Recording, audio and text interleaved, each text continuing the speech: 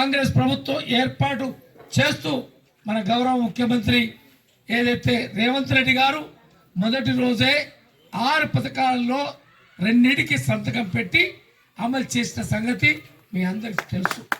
అందులో తెలంగాణ రాష్ట్రంలో మహిళా సోదరి మనందరికీ మన గ్రామం నుంచి, మన తండా నుంచి, మన పల్లె నుంచి తెలంగాణ రాష్ట్రం ఎక్కడికి వెళ్ళినా ఆర్టీసీ బస్సులో ఉచిత రవాణా సౌకర్యం కల్పిస్తామన్నాం.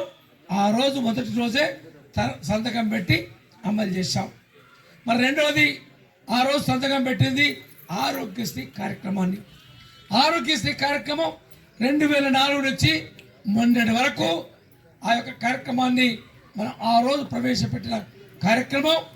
గత 2-3 సంవత్సరాల నుండి చాలా ప్రమాదమైన బీమాలు వస్తూ ఉన్నాయి, రకరకాల ఏదైతే ఇబ్బందులు జరుగుతూ ఉన్నాయి.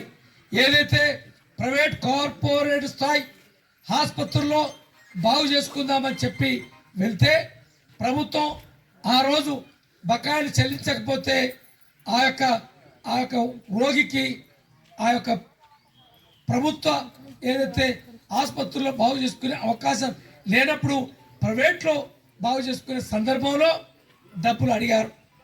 ఆ డబ్బులు ఏదైతే ప్రభుత్వం ఆరోగ్యశ్రీ కార్యక్రమంలో చెల్లించలేని కారణం చేత ఈరోజు మీకు ఉచిత వైద్యం అందించలేమో అని చెప్పి ఆ రోజు చెప్పిన సందర్భంలో మనం అంతా కూడా ఇబ్బంది పడుతున్న నేపథ్యంలో ఈ ఆరోగ్యశ్రీ కార్యక్రమాన్ని పక్కడబందీగా అన్ని జబ్బులకి షరతులు లేకుండా ఏమాత్రం ఇబ్బంది లేకుండా వైద్యం అందించాలి, వైద్యం అందకుండా మనుషులు చనిపోకుండా ఉండాలని చెప్పి లక్ష్యంతో 10 లక్షల రూపాయల విలువ చేసే అన్ని రకాల జబ్బులకి ఉచిత వైద్యం అందిస్తామన్నాం.